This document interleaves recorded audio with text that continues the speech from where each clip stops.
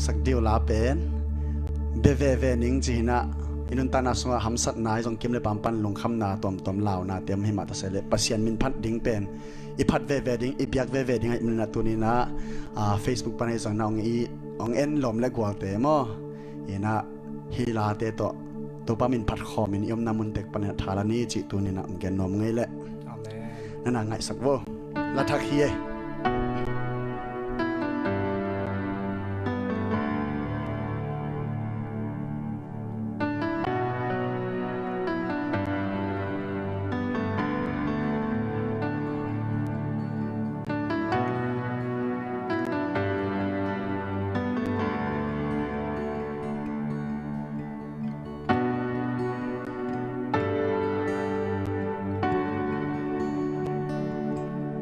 lâu nay có cha lên na hồng ghen cha nắng lâu có câu điên khen này kê dùm na có mô na tê hồng ghen cha nắng lâu có vel điên đang ôm kê lâu nay có cha em na hồng ghen cha nắng lâu có câu điên khen mê kê dung na có mô na tê hồng ghen cha nắng lâu có bel điên đang ôm kê phát về đi không bia đi nông tuang chìm sông không bia về đi cả kêu na băng piang cây sông không doan về đi cha na huy pin hồng nong sông băng không piang sông nang hồng về đi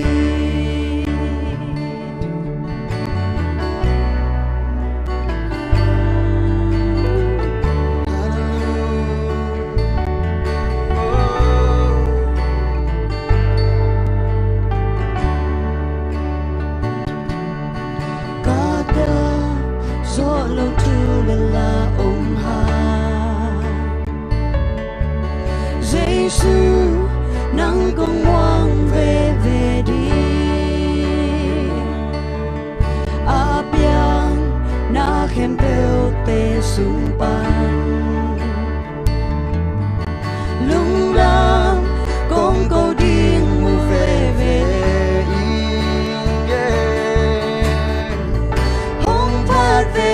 đi không nhà đi nông toàn chìm sông không bia về đi cả kêu na băng piang cây sông không doan về đi cha na huy pin hồng nong sông băng không piang sông nang hồng về đi không phát về đi về đi không nhà đi ông toàn chìm sâu không bia về đi cả kêu na băng piang cây gió không doan về đi cha na huy pin hồng nong sông băng không piang rồng nàng hồng về đi ngã sắc khi khăn về không phát về về đi không nhà đi nông toàn chìm sông không bia về đi cả kêu na băng piang cây gió không doan về đi cha na huy pin hồng nong sông băng không piang rồng nàng hồng về đi piang rong nang hong bia về đi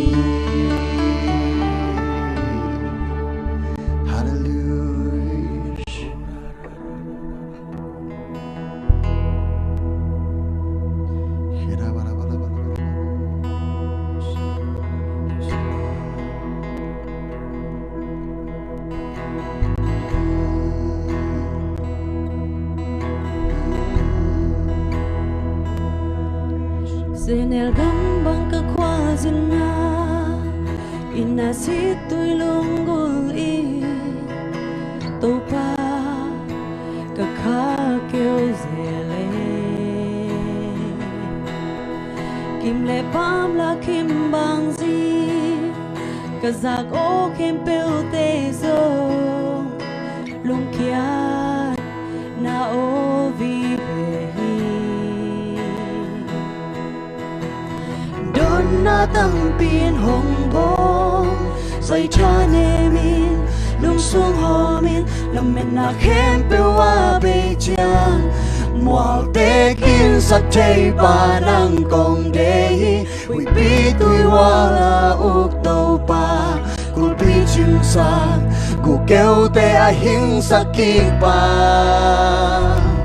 Cả mai lam hun te na khusung omi Apan na le atom na pasyan Aton tungin kong kisam deni Toba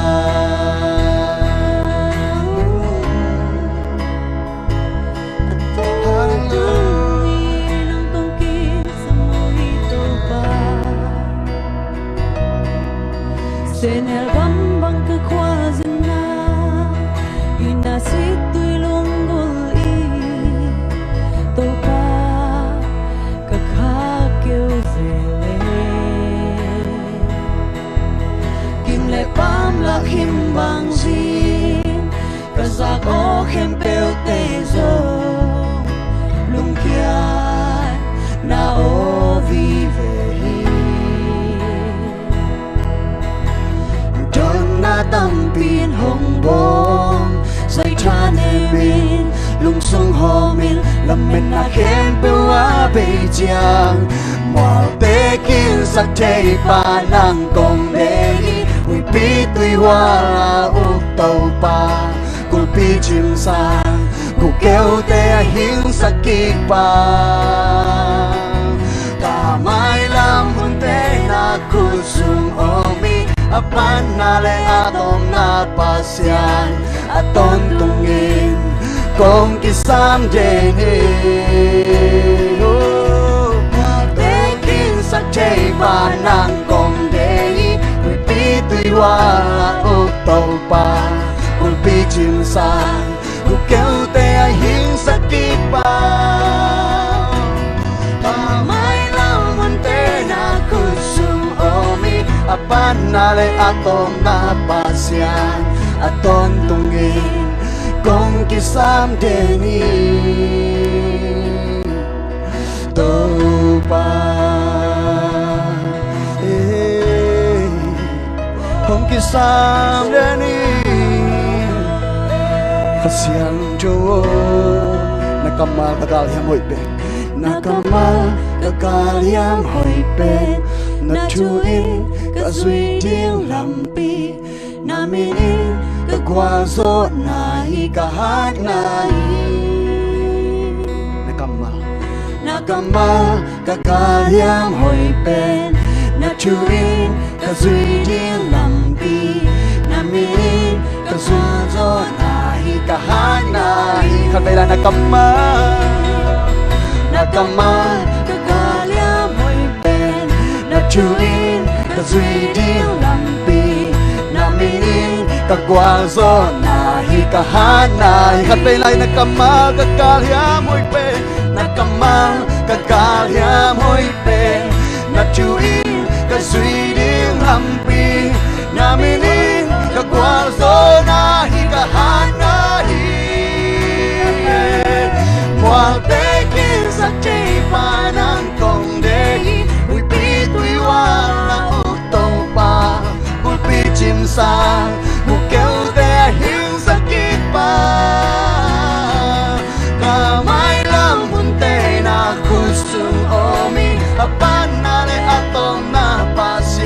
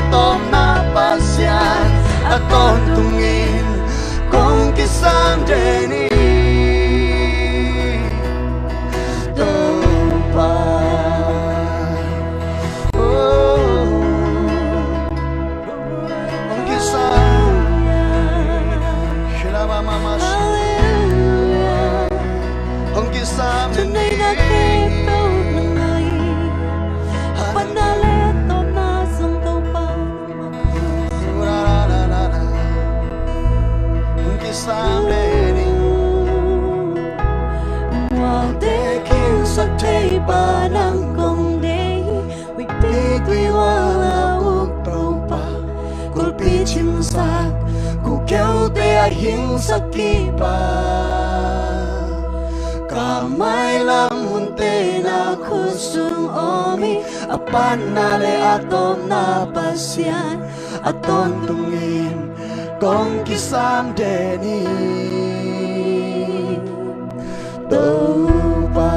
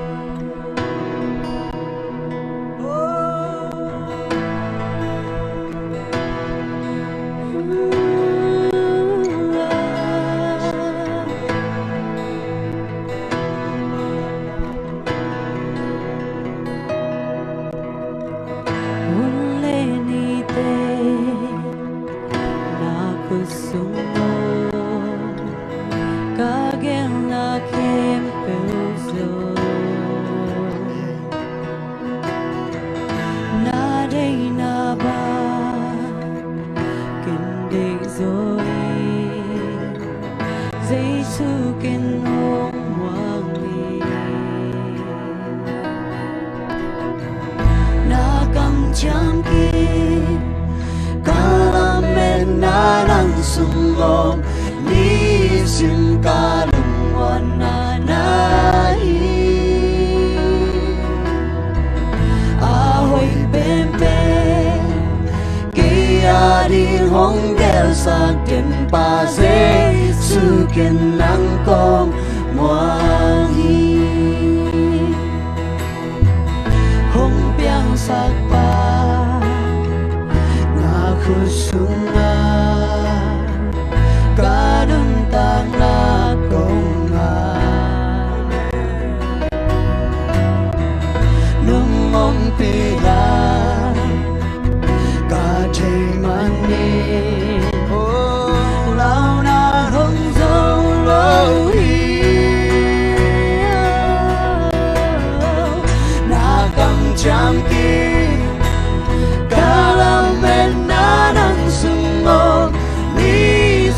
kalung wana na hi ahoy pente kaya di hong el sa ten pa se su ken nang ko mo hinakam jam ke nakam jam ki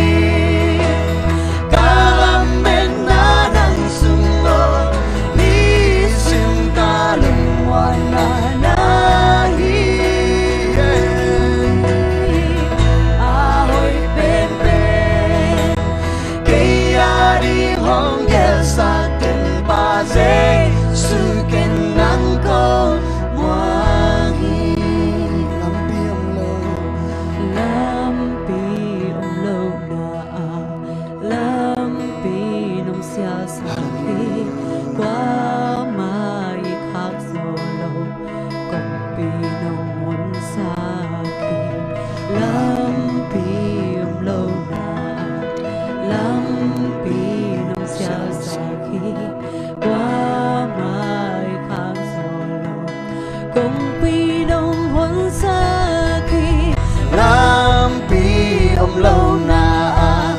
lampi nong sia sa khi qua mai khác gió lồng công pi nong hôn sa khi lampi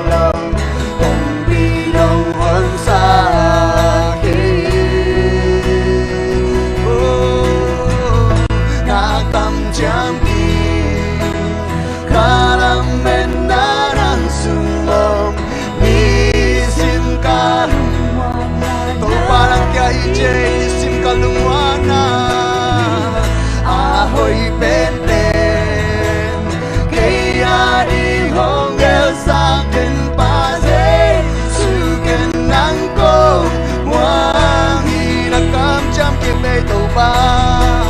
nakamjangin kalamen na ng sungo lisim kanong mananai. Hallelujah. Ahoy pen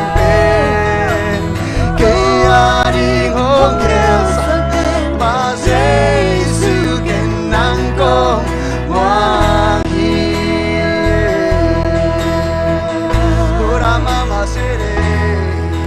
kalamen na ng sumbe ko kalamen na ng kanahe tupa.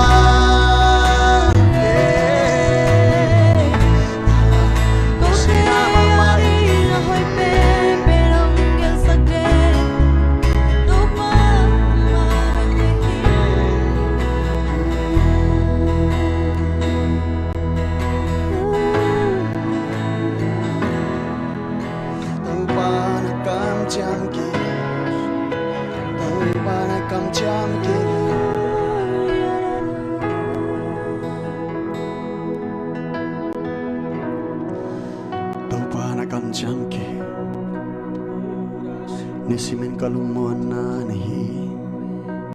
nisimin kalumuan na nahi taupa. Hallelujah.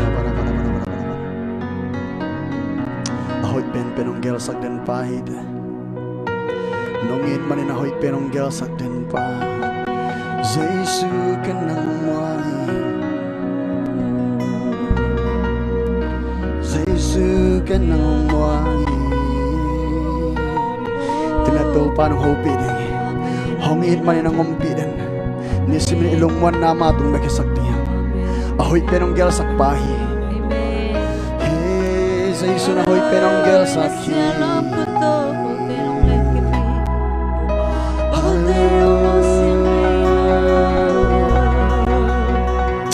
Ahoy penonggel saktin pa. Ahoy penonggel saktin pa.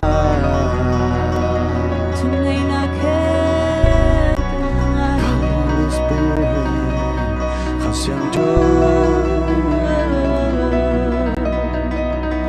Jesu kalamen na, Jesu kalumuan na.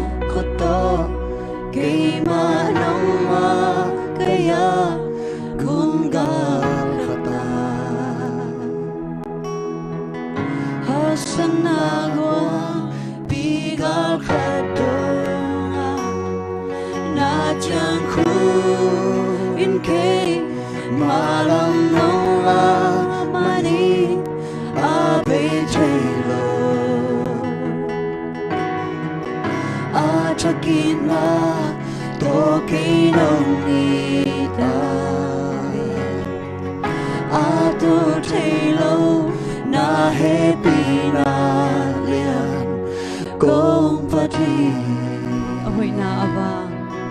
ahoy na abang, lenagin zo hilu mon wai ben, amon wai ben topa, unte kikelin nagi siada, jing mahun nagi kemeke.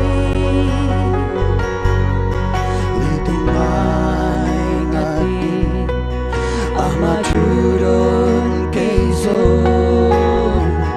hong inaki laise. Amen, hallelujah. Now bangin hong kimnalian luae lung namin to pa kong pachi najalam kuto manang makaya gungang kata hasan agwa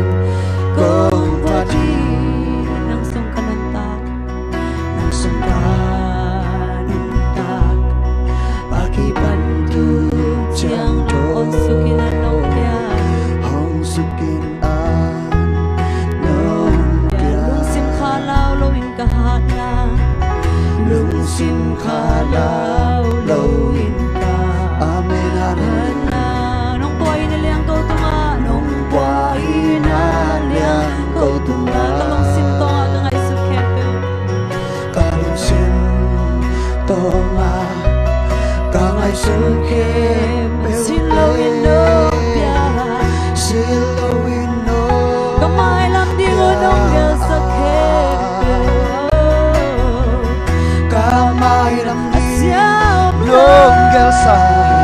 khempe Asia ono hoy na bekie na sialam kuto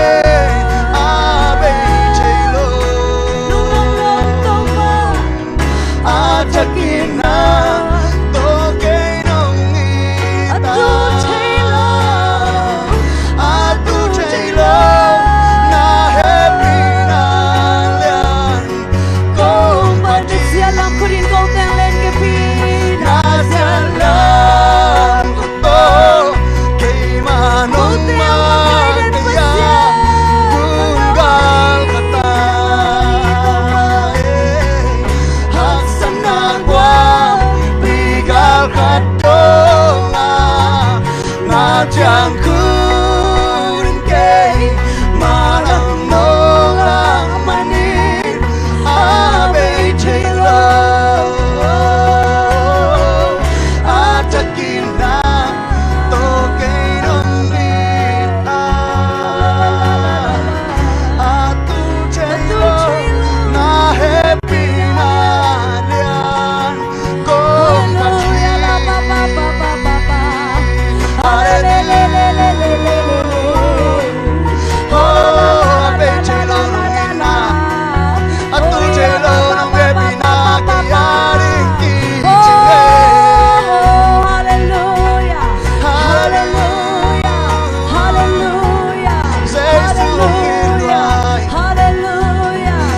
na kempe panong wasopi aksana sunganong ngompi say suganong ilwai nang longa building nake kalamen na kempe nang sumbeke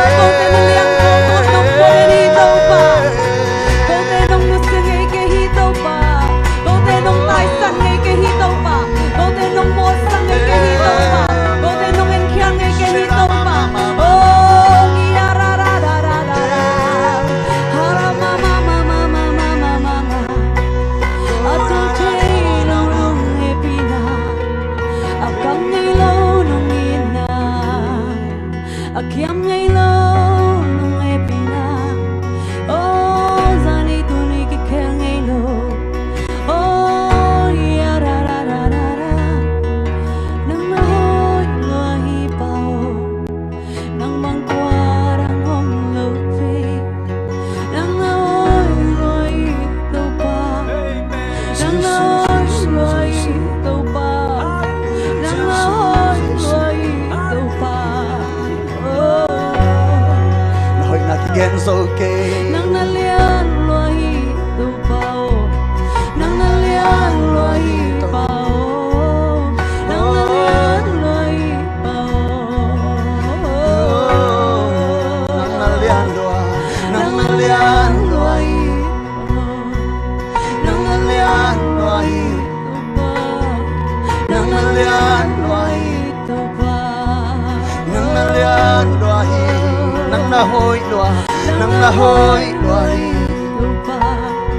nang nahoy loy nang nahoy loy pa nang nahoy loy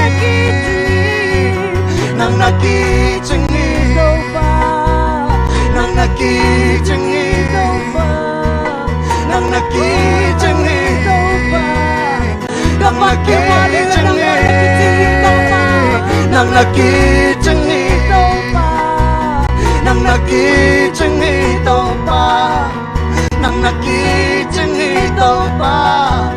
nang nakichengi nang nahoy lwa hi to pa nang nahoy lwa hi to pa nang nahoy lwa hi to pa nahoy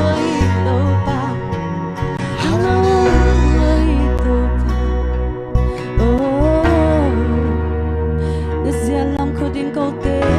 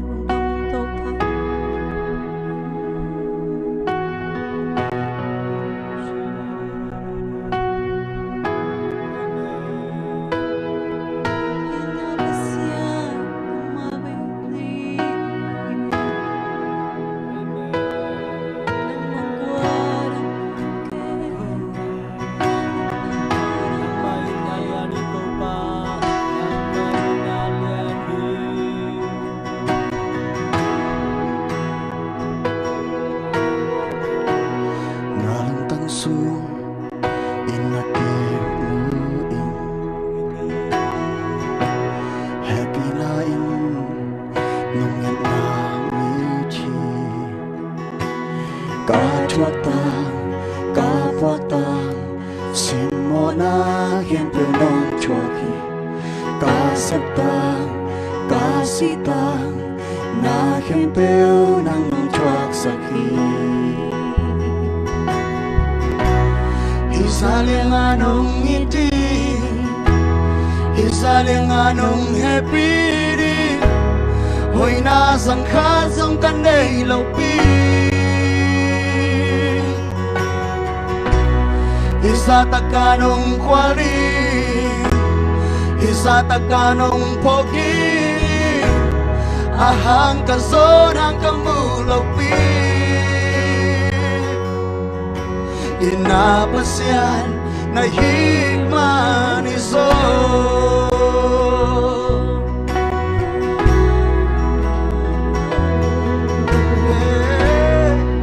Inapasyan na hikman iso Nalong tangsu Nung tangamuhi Naring nain Kaya rin kitin Kachok tang Kapwak tang Sin mo na hiempel nong chwaki Kasap tang Kasitang Na hiempel nang nong chwak sakit Isaling anong itin Isaling anong happy di Hoy nasang khatsong kanay laupi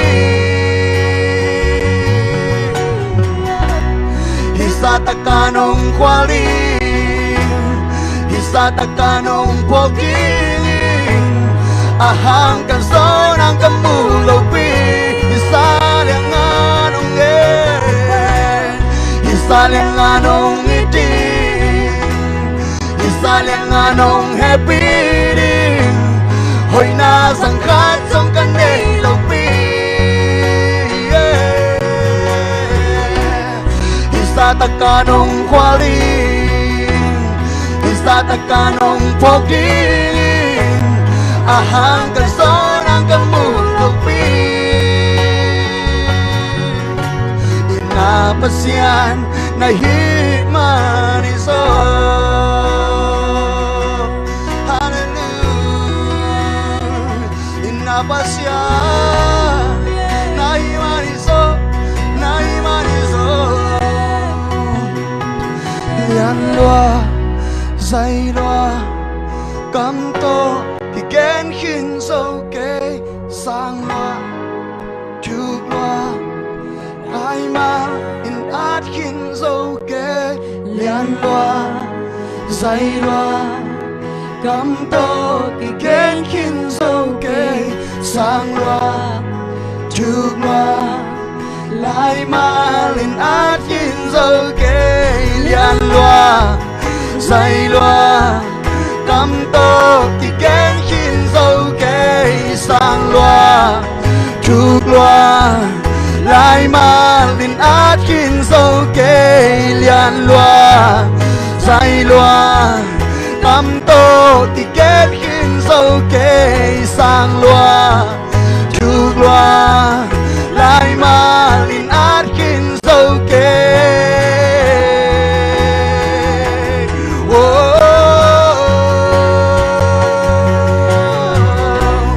Isaling anong itin Isaling anong happy di Hoy nasang khatsong kanay laupi Isa takanong kwali Isa takanong pogi Ahang kazon ang kamulaupi Isaling anong Isaling anong itin Isaling anong happy din Hoy nasang khatsong kanay laupi Isa takanong kwa Isa takanong kwali Isa takanong pogi Ahang kazon ang kamulaupi Inapasyan na hikman iso ina pasian na hikmah hizo vera ina pasian na hikmah hizo kapil manike kading manike ina pasian na hikmah hizo tuli chang tau panong pinakahoy manike ina pasian na hikmah hizo tuli chang kakal sonzona kahoy manike ina pasian na hikmah hizo tuli chay kal son chay tuli chang tau pa mai din chay tuli chang kim pa mabang babyang song na lungmang takinom chay tuang inahan tuang inangin nung lungwang sakit tuang ina inong kamuang sakit o tuay na nung henem hong mo sangay lohi tuay na in san la nelo tuay na in nyang nelo tuay na in bala nelo mikim mong bani anyang pente sa mong bani ahay pente sa mong bani oh siyam law pente sa mong bani hong inai hong bani hong bani hong bani oh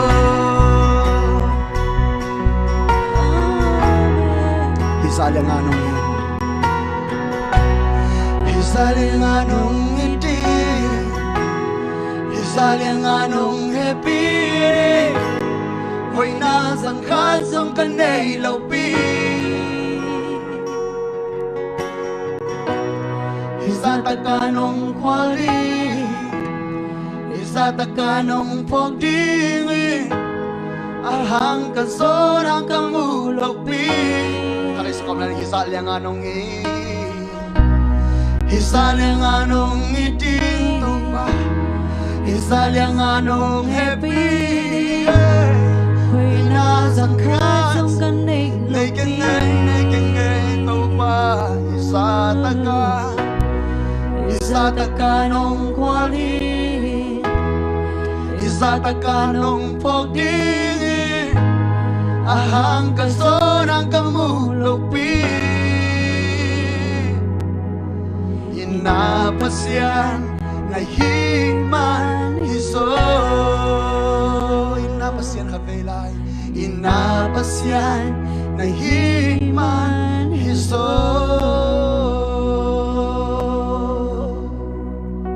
Amen. Tunin na taupan tupang petahen. Amen. Ongen hilaong nga mi malkim taupan ayin na to hatvei ung longking yat tahen. Amen. Nalaw nate ung beisaken la taupan tupa ung pingyat tahen. Amen. Ayin na takin ung poksaken. Amen. Amen. Namom na tupang long yat tahen. Amen. Amen. Taupan ung happy nang lung nam na tukon hiwin kem po nung gwa so pinan na tung alung nam na tukon. Zay sumin to tukon kong biyak to pakawasyan no. Amen. Amen.